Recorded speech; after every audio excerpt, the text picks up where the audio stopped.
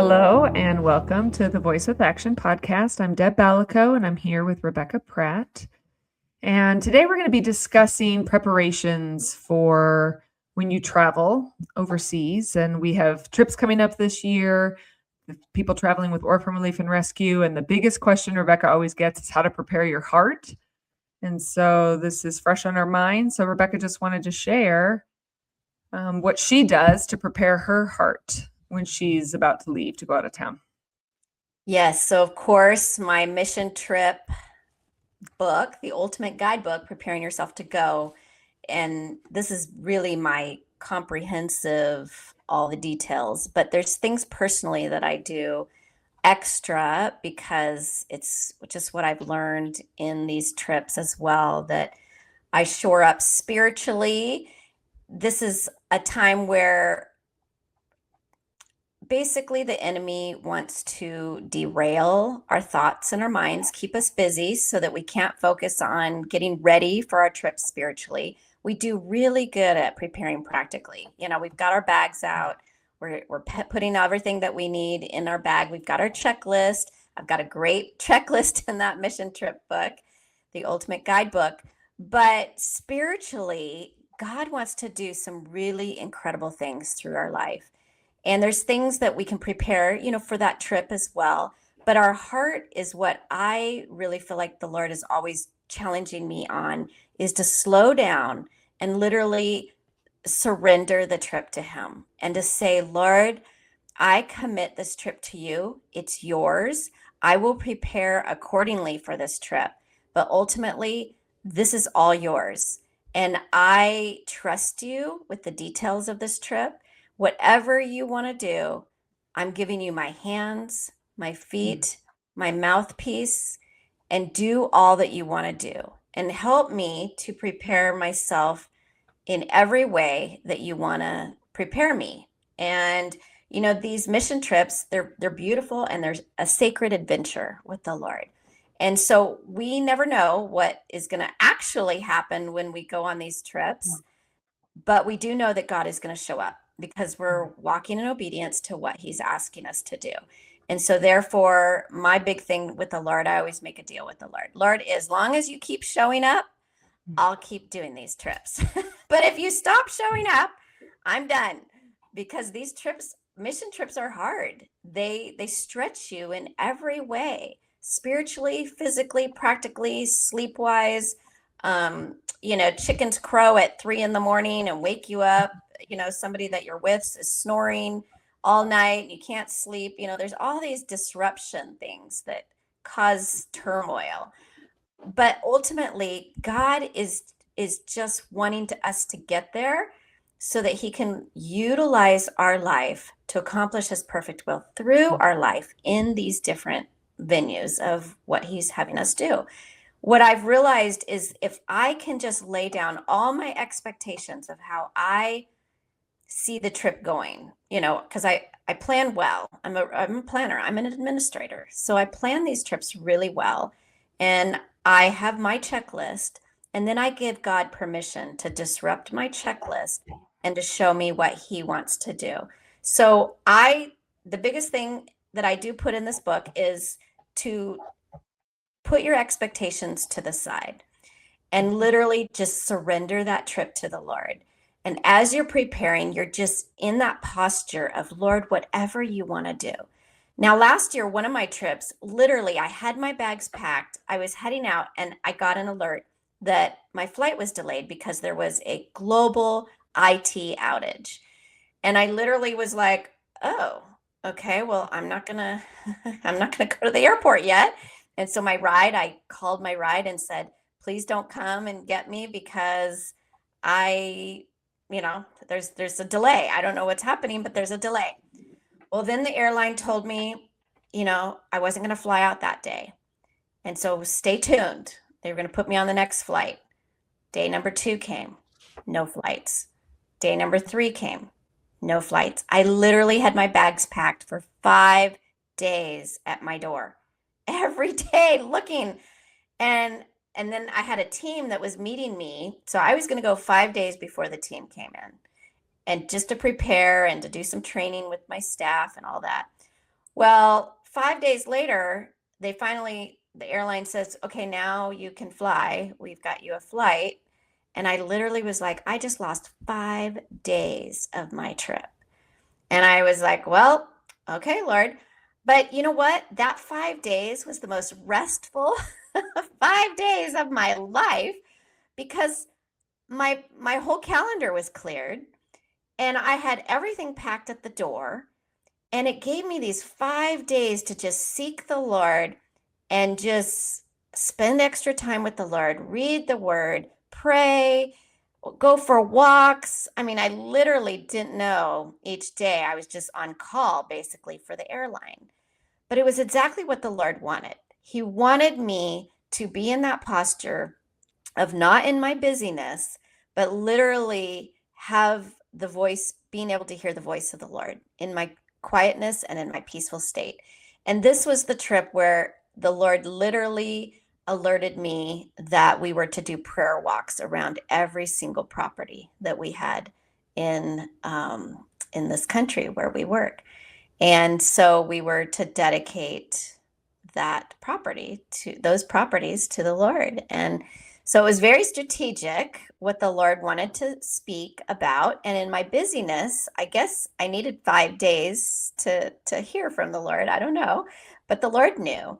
And I trust him so much now with these trips. And so in that preparation time, I was able to just cover extra all of these things, cover, the work in the field and all of my staff and all the people coming on these trips and all the different things. And we just prayed and committed all of them, all of it to the Lord. Now, this might have been 2 years. It was actually 2 years ago. It wasn't last year. It was 2 years ago. And once I was in Africa, God did beautiful things through these teams that came in. But then I was exhausted after this team, and I felt like the Lord really wanted me to stay 3 more days at the end of the trip and do some of my training that I didn't get to do at the beginning of my trip. And I was really tired, and I was like, oh, Lord, do I really have to stay an extra few days? And I felt strong that the Lord was like, yes, yes. And so I rebooked my ticket to stay an extra 3 days after the team left. And then that very next day, God alerted me in my not in my sleep, but as I was waking up, he alerted me of this little girl that we had seen a couple months prior that we were going to put on our program because she was being beat every day and hungry. And she had a sibling that was already trafficked and she was going to be next. And so the Lord alerted me of her 2 months later.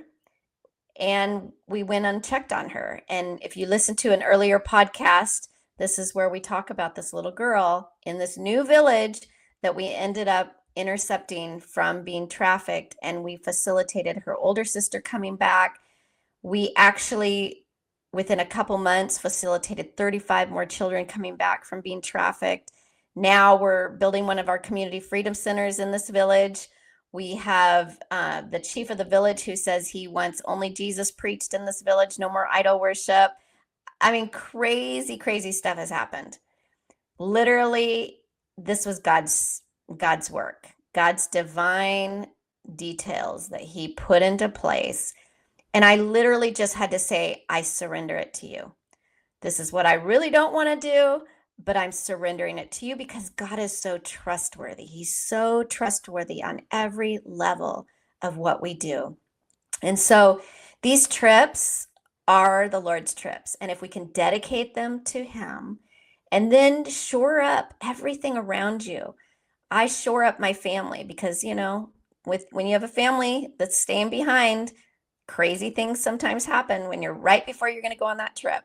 And so I just, pray protection over every single thing, over my home, my cars, my children, my grandchildren, every single person involved in my life. I'm just covering them and covering my staff. And, I talk a lot about this in the book of preparing where you're going to go, praying, Lord, your kingdom come, your will be done on earth as it is in heaven, over this country, over this project, over whatever it is that you're going to go into ministering wise, and prepare the divine appointments. The divine appointments literally start the moment you get on your way to the airport. You guys have heard my Uber stories. I have lots of divine appointments in those Ubers and lots of divine appointments in my airplane seat. Now, a lot of times I'm doing a lot of my writing of my books and different things that I'm doing on the plane, but God regularly gives me divine appointments with somebody next to me. And I try to be in that posture of listening. Lord, is this a divine appointment that I need to put down my computer and just be engaged with this person? There was one gentleman where I was so tired on one of my flights, and one of my friends said, I'm going to pray you have a divine appointment on your way home. And I'm like, no, no, no, please don't do that. I want to sleep. I want to sleep. But the Lord granted her prayer, and I ended up sitting by this gentleman that he had just come from a mission trip from Uganda, and I was, coming from my country of where I was working, and we just talked about the Lord for the straight, I think it was 9-hour flight over the water, and we were just in tears, just talking about the Lord's faithfulness and the goodness of the Lord. And then he ended up asking me to come and speak at his church. So he asked his pastor if I could come, and then I came, and it was in California, and spoke at his church, and then that church got involved, and there's different congregants that are helping us to this day. And it was just a huge divine appointment, but literally that flight went so fast because all we were talking about was the goodness of the Lord. And I literally told my friend when I got back, I said, you have no idea like how God answered your prayer, but it was pretty amazing what God did. And I came home refreshed. Where I thought I was going to be depleted, I was actually refreshed. And so now I stop trying to plan how all of these trips are going to go. I literally put my plans aside.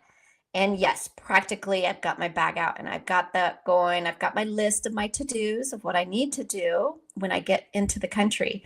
But then I literally hand it over to the Lord.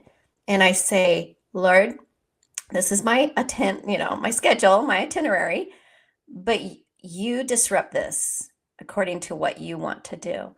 And I literally let go and let God. And there's a saying in Africa, it's called TIA. If you work in Africa, you know exactly what I'm talking about, but it stands for This is Africa. So when you get a flat tire on your way to where you're going, or something happens, it literally is a TIA. This is Africa. Most things don't go as you absolutely plan them to go.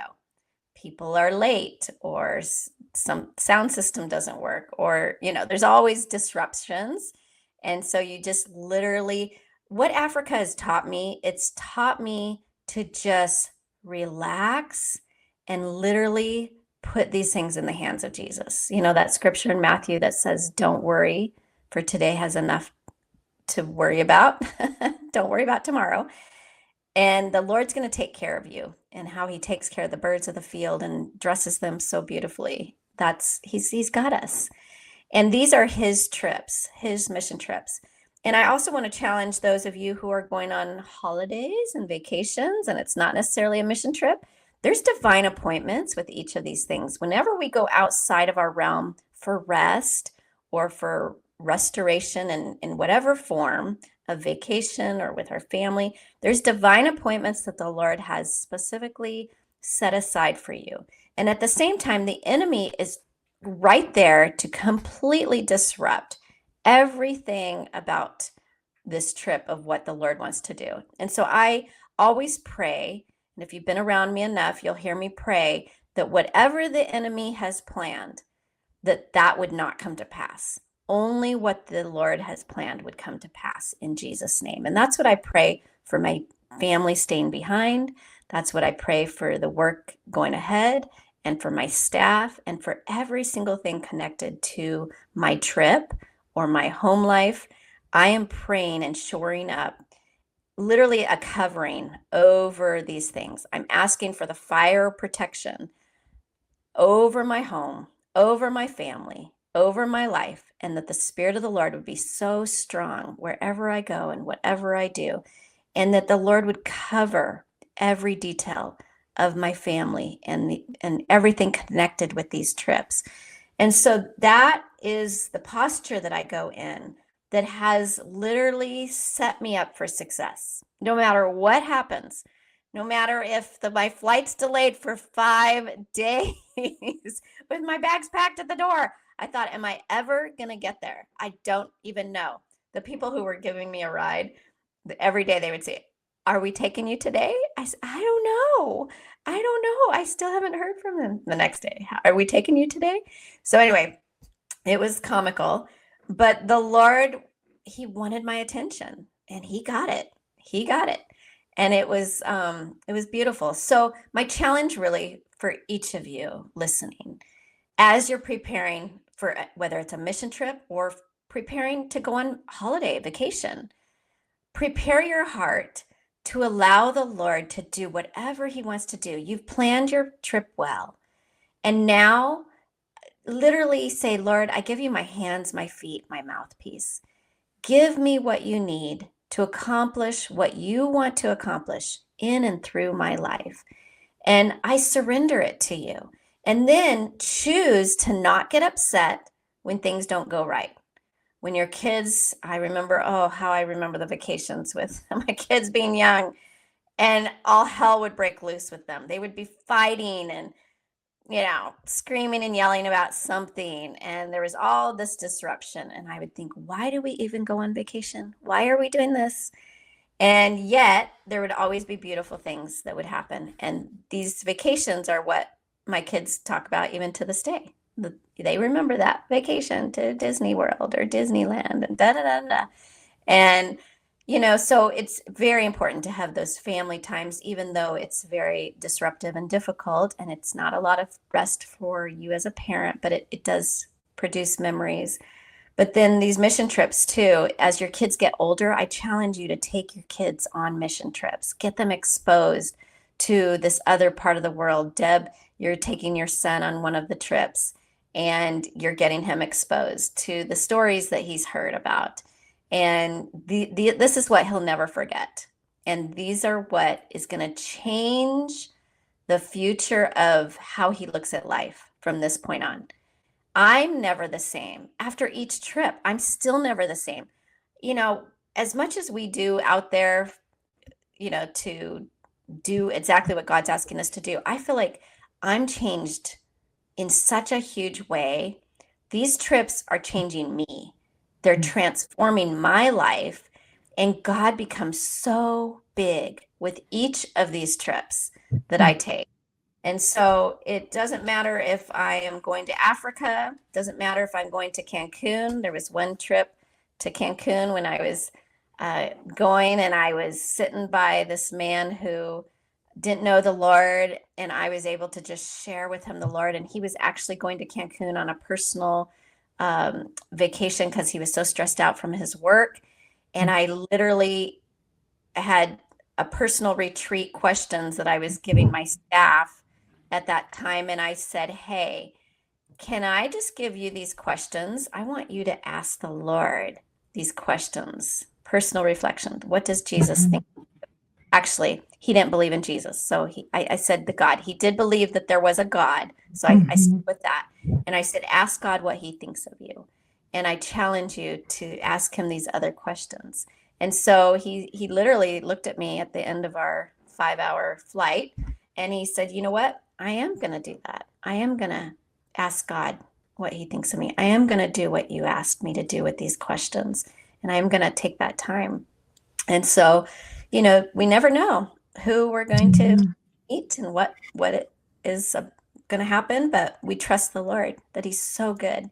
So that is my preparation for these trips personally. Yeah, I do love how you encourage everyone just to really be intentional in preparing for these trips, more than just the practical, more than just the packing, but really what is the Lord already wanting to show you or teach you even before you start your trip, even before you get on the airplane. And I even have examples of that whole idea of learning to surrender God's timing and learning, really to surrender your plans and be flexible. So my first trip back to West Africa after 20 years having been gone, I was so excited to go. I was like, oh my goodness, my kids are old enough. This is my season, packed, ready to go.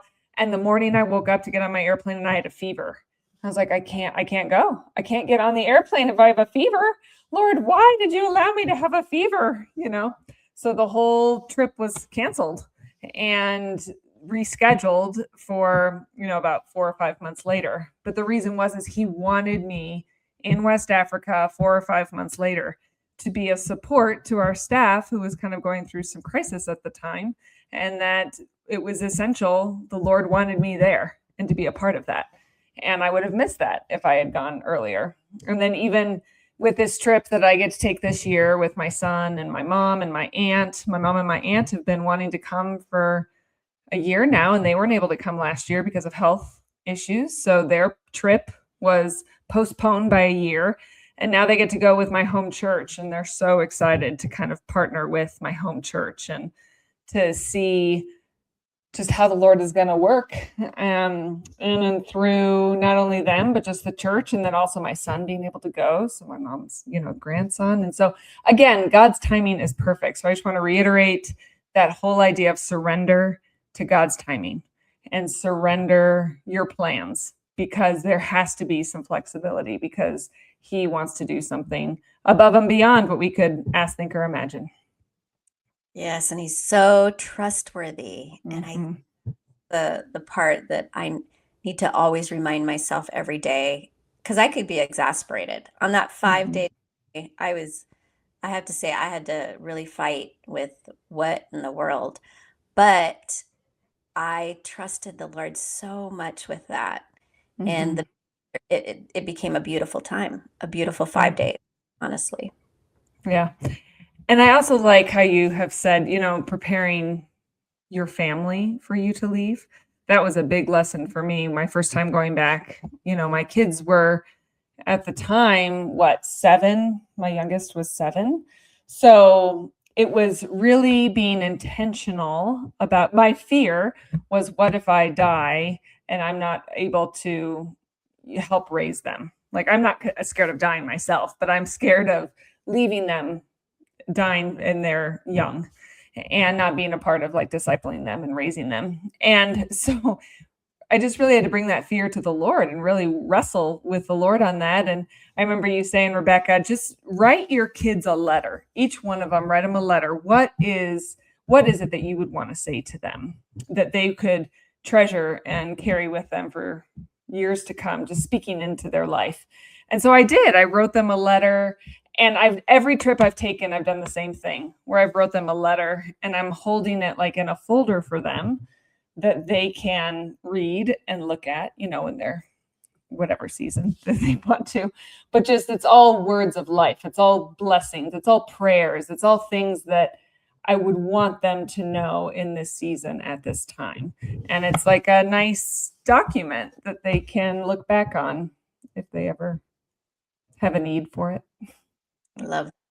Mm-hmm. So, yeah, I did that growing up when I would go on a trip, but I would let them read it before I left because I wanted to, as they read it, the sweetness of it. They're like, "Oh, Mom."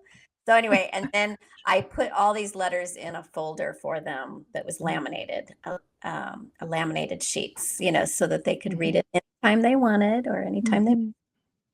But yeah, it was my assurance that if something happened to me, they've got this token of love that I've left behind. And of course, none of us want to die young. We don't want to die or our kids are grown and all of that. But it was that sweetness that, leaving them something sweet behind was precious as they. Yeah. And it was another step in trusting God with the trip, trusting God with my health, my life. It was just another step of being able to, because he is a trustworthy God. I love it. Love that.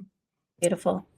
Well, thank you all for joining us. And if you're preparing for summer or school's closing or whatever your next trip is, I pray that you could just have some intentional time with the Lord and surrender even the wonderful plans that you might be making for this summer, and ask him maybe how he wants to disrupt some of those plans to show you or teach you something.